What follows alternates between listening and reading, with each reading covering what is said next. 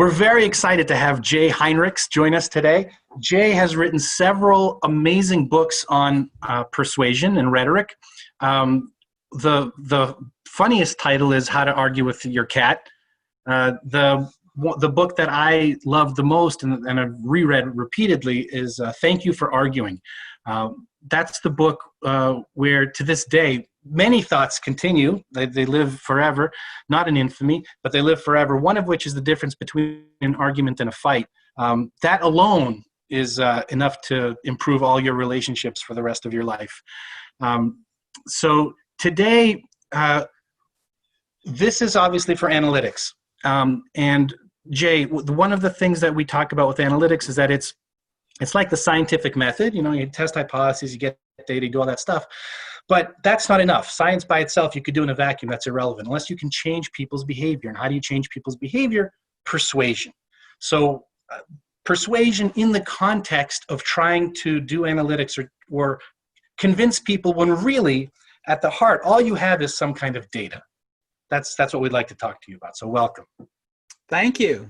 What a pleasure. I should tell you that most of my income comes from consulting. And before I take on any kind of consulting gig, I try to put data into the contract. Like I need analytics to come out of this to see if the tools actually work. So I'm a big believer in facts and numbers. Well, that's no surprise. But there is this surprising thing. I might think, a lot of us think that, like in basketball, right? Everyone knows 3 is larger than 2, and you know people should have been taking 3-pointers for the last 30 years, but it's a slower pace, right? It takes a while for people, not because they're shooting much better now. Some of them are shooting much better, but Larry Bird, Reggie Miller, they could have shot more 3s, but they didn't. The breakdown wasn't in the science; it was in the persuasion. Yeah, exactly. So one of the tragedies of the human mind was written about by the philosopher Aristotle. The guy who invented logic said that because of our sorry human nature, his words, not mine, that the facts rarely persuade, or at least they don't persuade as much as your audience's opinion of you, whether they like and trust the source. So, you know, data analytics can be a powerful resource in any kind of persuasion, only if people trust them and trust whoever is conveying them, is talking about them in the first place. So that's the biggest problem. So you have to develop a relationship somehow before you can use your data to make your case for you. And to clarify, it's the trust, not to trust that you're an expert, right? Not that you're a data person, but that you have their best interests at heart. Well, okay. So now we're in the weeds of persuasion. Thanks for the prompt. So what data can do, and your use of data can show, is that you actually know what you're talking about. You are an expert in business analytics. So, but that's only 1/3 of, and not necessarily the strongest 1/3 of a likable and trustworthy character. Aristotle, being Greek, in ancient Greek, called it ethos or ethos. So the other 2 can often be more important, and they have nothing to do with data. The other 2 being, as you said, whether the audience thinks you have their best interest in heart. This is something that called disinterest. Often, you know, your computer dictionary won't even understand. They confuse disinterest with uninterest. What you want to prove is that you have no special interests or interests of your own. You have the audience's interest in heart. So that's part 2 of a good ethos. Part 3 is most important of all. And that's what Aristotle called arete. Those people who have taken Bible studies probably know what that means. It translates as virtue.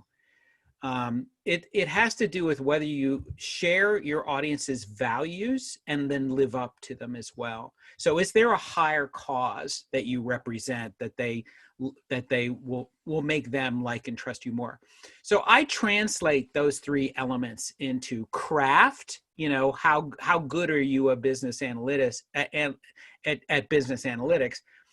Caring, whether you have the audience's interest at heart, and cause? Is there something higher that you represent that makes people want to follow you? Caring, craft, and cause are all about your ability to convey the data in ways that people just want to follow, even if the data is false, by the way. This is a dark art. Interesting. That's a beautiful way of putting it. In analytics, often, I think it's a mistake, but often people make presentations kind of showing both sides of the issue. Maybe they're trying to show their disinterest or something, but it's very non-persuasive, right? It can be persuasive. So to bring up another ancient dead guy, Marcus Tullius Cicero, who led the Roman Republic and according to himself was the greatest orator in history. He actually created this kind of outline that can be useful in any kind of presentation. And what it does is it starts with your establishing your character, then leads into the story you want to tell, including the facts, and then ends up maybe with a little bit of emotion and a summary about how important this is or why you absolutely should make the choice you want your audience to make. Now, he goes into some details about this, especially when it comes to that, the major part of telling your story, which is where he actually says you do have, there's a section in it, every oration called disputatio, or the dispute part, where you say the other side.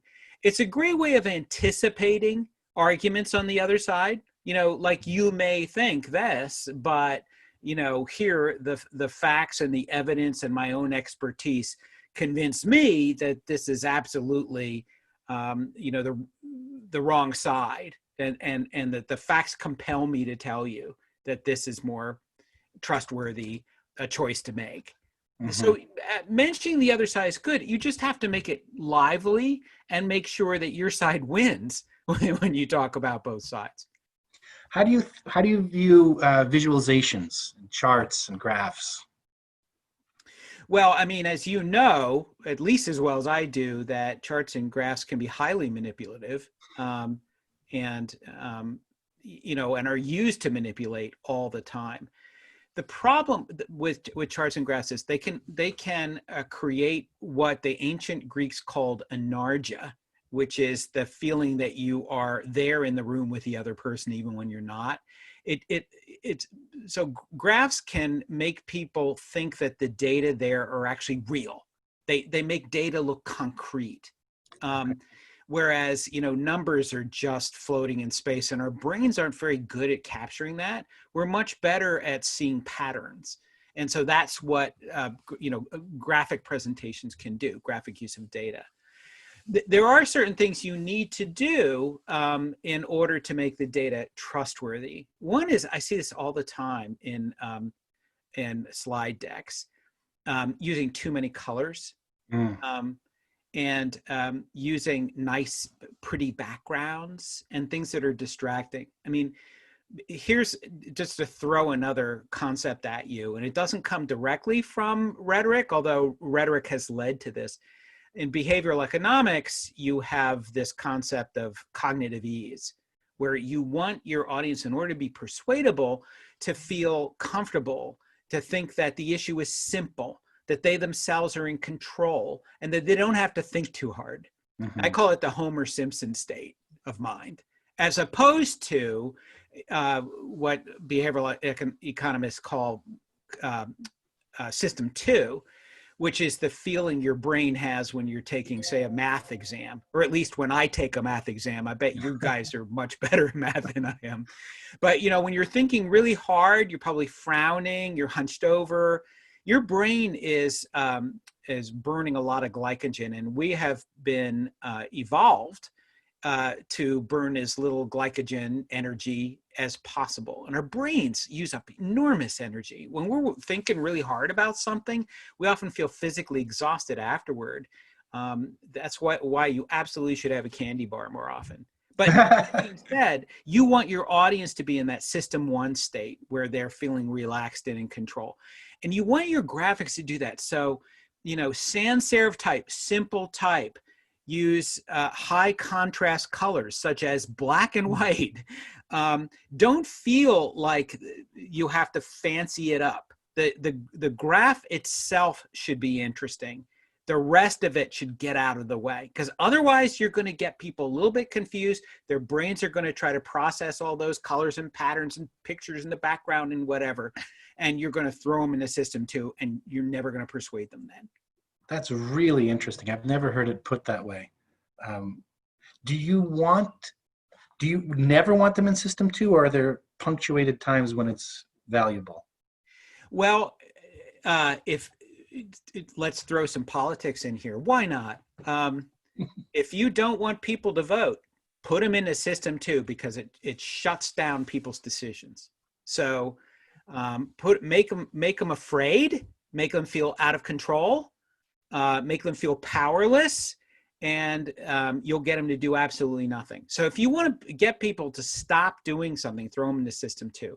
But if, on the other hand, you're in a business meeting and you want your presentation to win, if you're trying to sell people on a particular project, or you're talking about budgets, you want to get them out of system 2 as much as possible. Keep them happy, smiling, and feeling in control. That's really interesting. So ideally, never system 2. Now, this is only if you're really trying to persuade. You're trying to manipulate the other people. If you're genuinely trying to work through difficult circumstances as a team, then yeah, probably you don't want them to be Homer Simpson.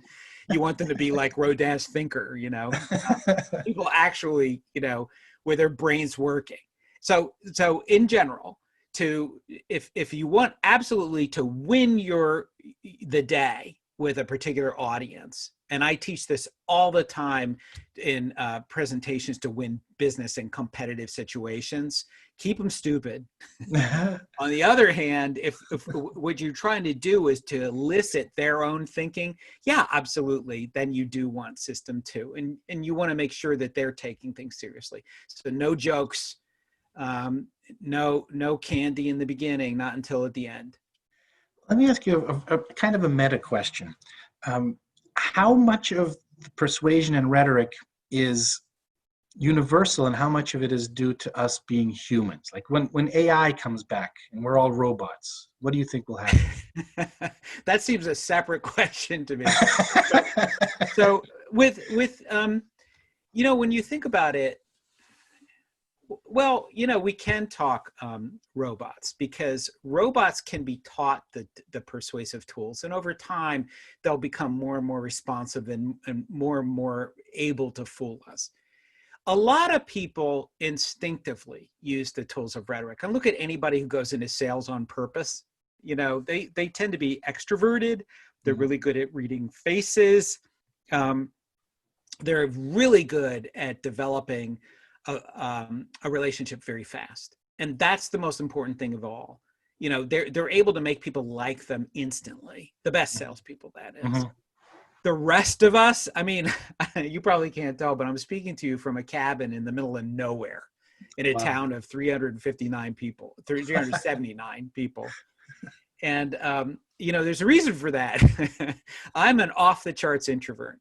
I've learned the skills, and yet, I spent a career as a manager, and I kind of had to learn the hard way the skills to be able to read people and to get them to like and trust me. And that's been, a continuing effort that rhetoric has really eased. So the other thing is, even if you are an extrovert and a terrific salesperson, who knows, you may become elected president of the United States someday. You want to be able to manage people well and to read them well enough to hire them.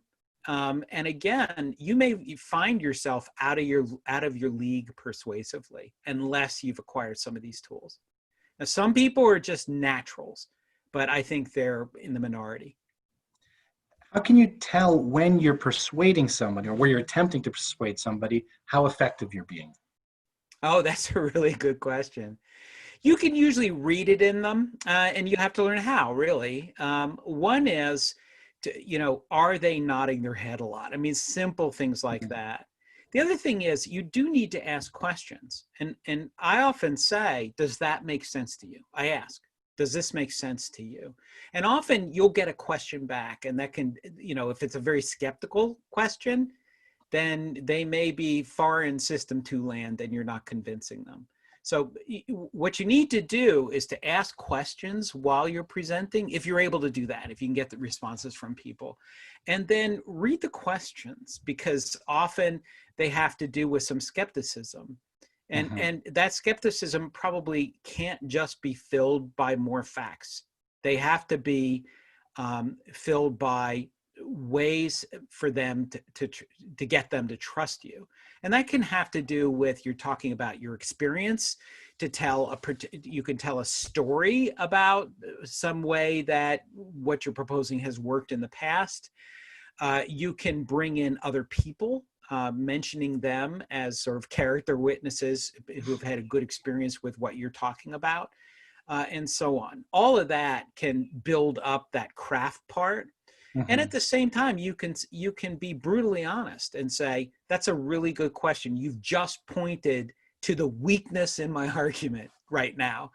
Let me tell you how I deal with this and why I think still my way is the way to go.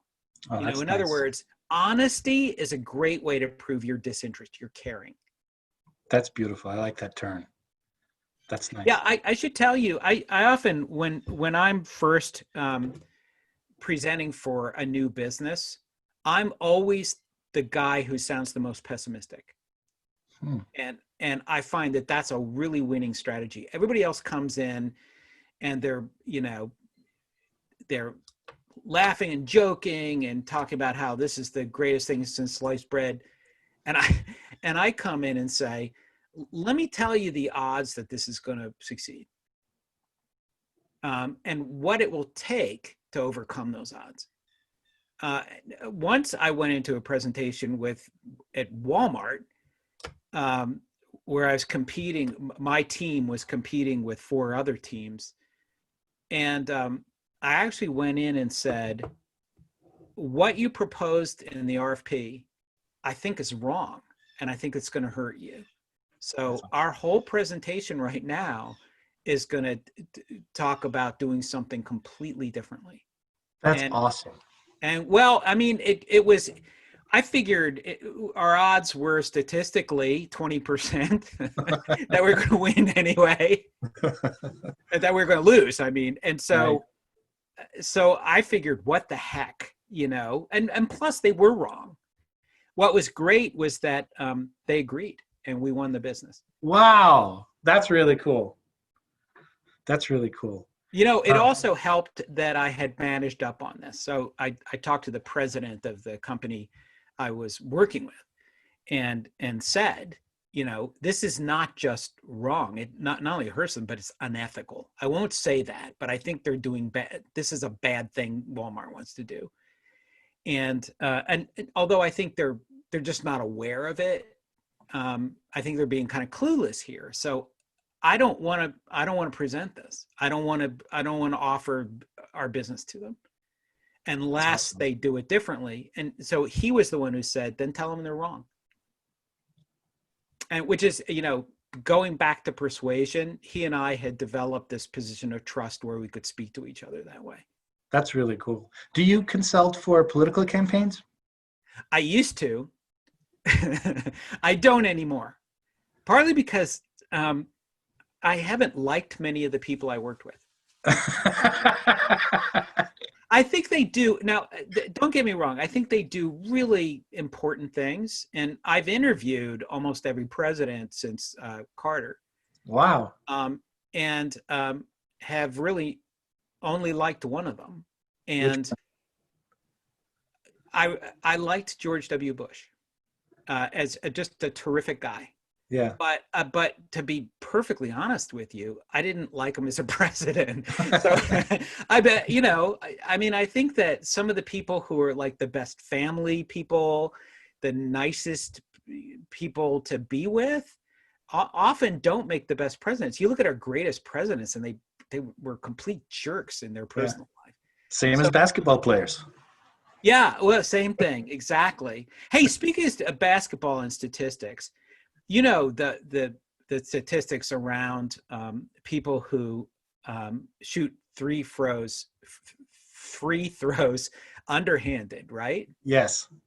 And that's an important rhetorical concept that goes back to what you originally were talking about here using basketball. You know, why did it take so long to shoot 3-pointers? Well, you know, an even better analysis rhetorically is, why don't they shoot baskets underhanded? Yeah. Well, this leads back to the whole point of how ethos, a character, outweighs the facts and data. Because, you know, the data are absolutely there. You know, you want to succeed in shooting free throws, shoot underhanded. Yeah. But why don't they? It's It's not because manly. it's unmanly, and their identity is around shooting baskets in that manly basketball way. Now, it's also their concern of how their audiences will treat them, whether they will, you know, like them, and whether they'll get product endorsements and all that sort of thing. So there may be a good practical reason. But all of rhetoric comes down to this sense of identity and shared identity and what people think of your identity. If you had to make that case, and it may be unmakeable, but if you were to convince a team that, you know, these, especially the bigger guys, need to shoot underhanded, is it just you wouldn't try, or is there something you could do? There are a number of things you can do. One of the things, first of all, I wouldn't recommend anything until I'd done a whole lot of research and Let's collected suppose the data. data is clear. Let's suppose it's crystal. Well, I mean, Oh, I'm convinced already that the data in terms of free throws yeah. are clear. But I would want to interview basketball players and learn much more about who the audience is. I've made mistakes in the past where I've thought, oh, it's obvious, you know, look, you use these tools, like I'm some doctor, you know, take this drug, without really examining the patient.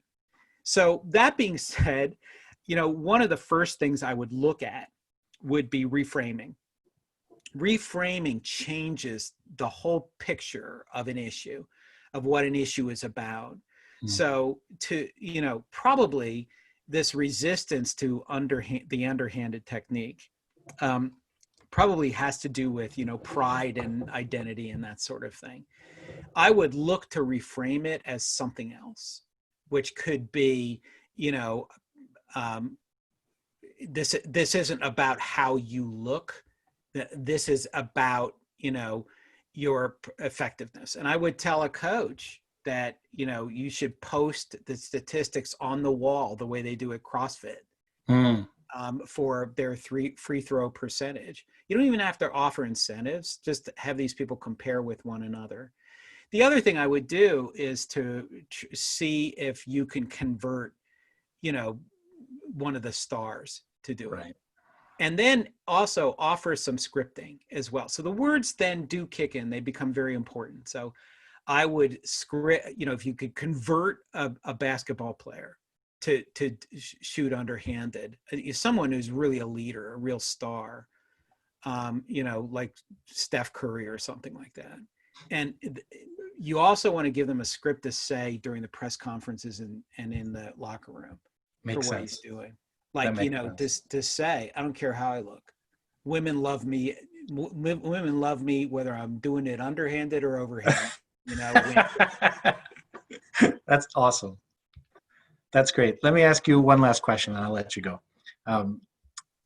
Given the elections coming up, in your books, you've written about how to talk to people you disagree about.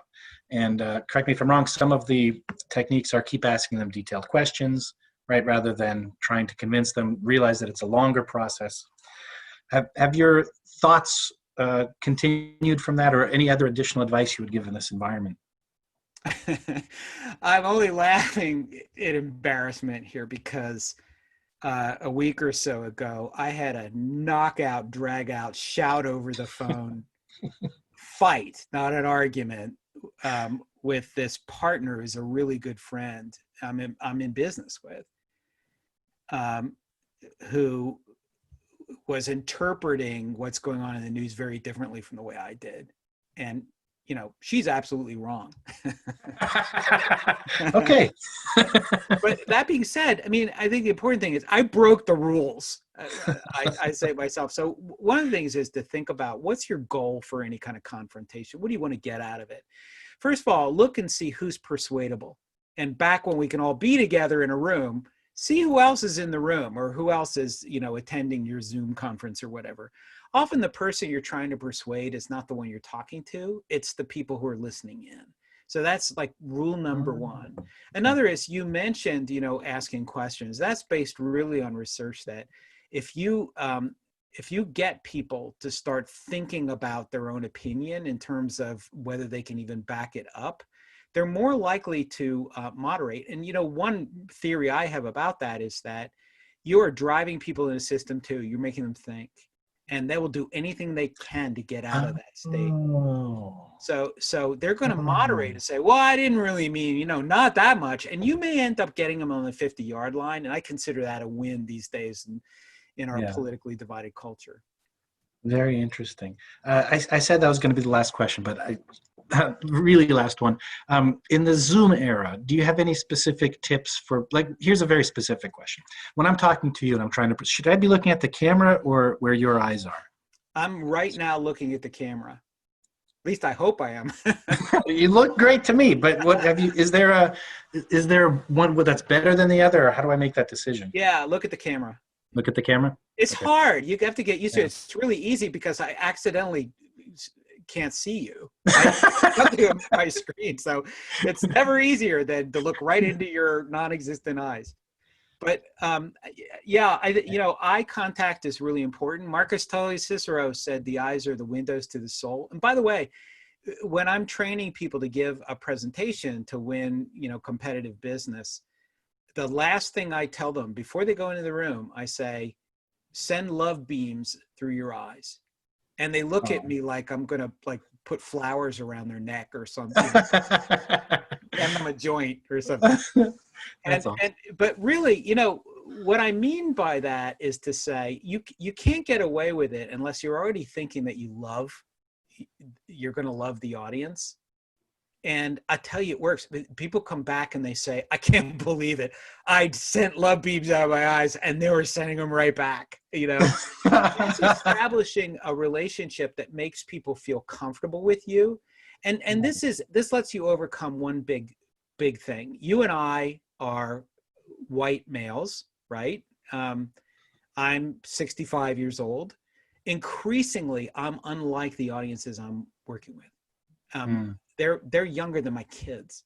And so how do I practice decorum, the rhetorical art of fitting in within a room or with an audience? Well, you know, I could try to speak their lingo. That goes south really quickly. You know, I could try to dress like them, which is often a mistake as well. The single best tools for fitting in with any audience you're different from is to love them. And I know that sounds kind of weird, but it actually will allow you to get what you want much more often while maybe making the world a better place. How's that? That's awesome. That's beautiful. Jay, thank you so much. Philip, such a pleasure. Let's do this again. Oh, that would be awesome. I'll take you up on that. All right, you're on. Thanks a lot.